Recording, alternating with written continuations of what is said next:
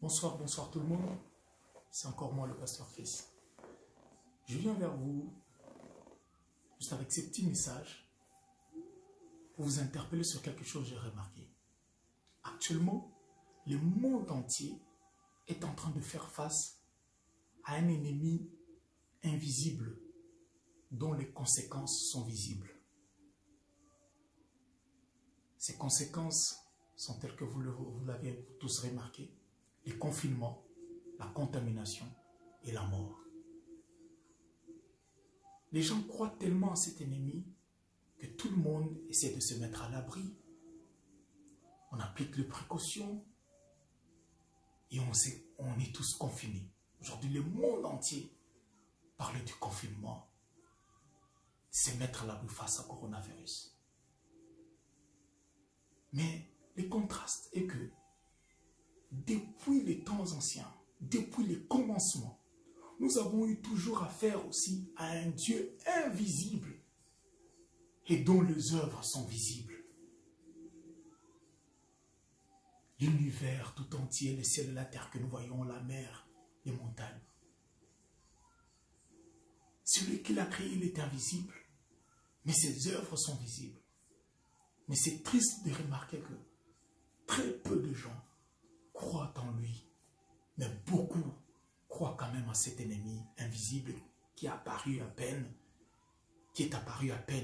et qui disparaîtra aussi bientôt. Et même, ce qui est choquant, c'est de remarquer que même plusieurs autorités dans ce monde, telles que Trump, Macron et d'autres présidents africains, ils l'ont confirmé dans leur discours en disant que actuellement nous sommes en guerre contre un ennemi invisible. Maintenant, ma question est celle-ci: comment allons-nous vaincre un ennemi que nous ne voyons pas? Comment pouvons-nous vaincre un ennemi invisible? La réponse est simple. Nous avons besoin aussi d'un partenaire invisible afin d'attaquer cet ennemi invisible. Et qui est ce partenaire invisible? C'est le Dieu Tout-Puissant, le Créateur du ciel et de la terre. Notre Dieu est invisible mais présent. Il est invisible mais puissant.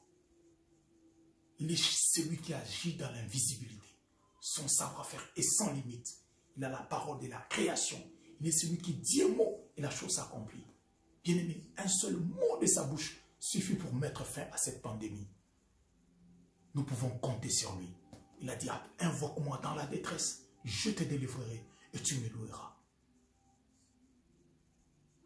Arrêtons de faire confiance simplement à nos partenaires physiques, à nos partenaires visibles, qui sont des politiciens, l'argent, la technologie, la science, la médecine. C'est très bien, je ne suis pas contre cela.